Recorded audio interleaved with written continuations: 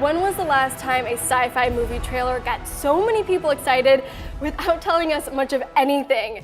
Prometheus, the new film from director Ridley Scott that opens June 8th, has done just that.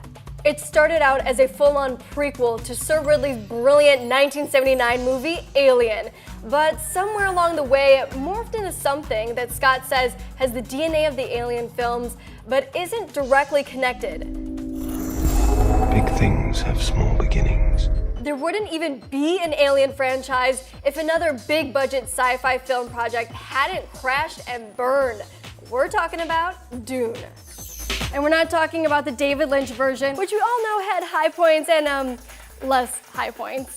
We're talking about an utterly insane version that cult director Alejandro Jodorowsky planned.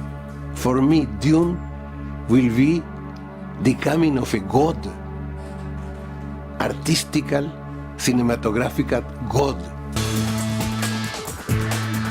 Jodorowsky's Dune was going to be a 14-hour epic with a cast of thousands that included Orson Welles, Mick Jagger, and Salvador Dali.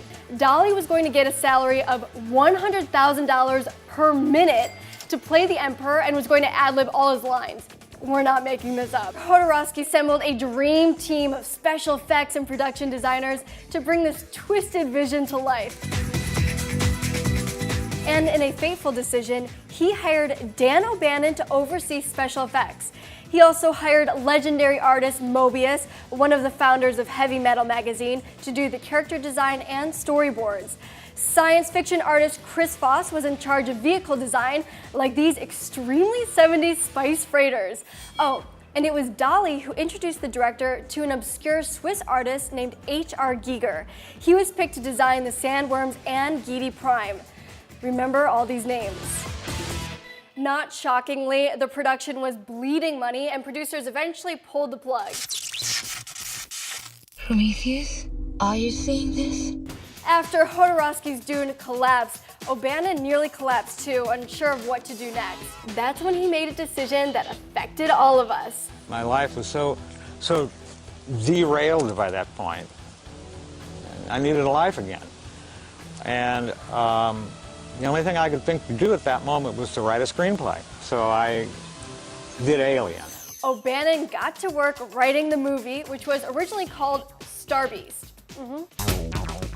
O'Bannon worked on Dark Star with John Carpenter, which featured a comical alien made out of a spray-painted beach ball.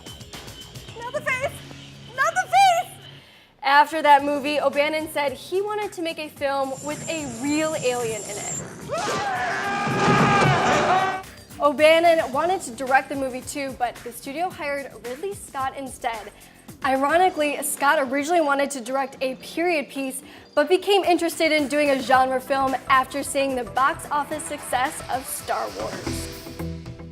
As pre-production started, O'Bannon introduced Scott to H.R. Giger's disturbing artwork, including this painting.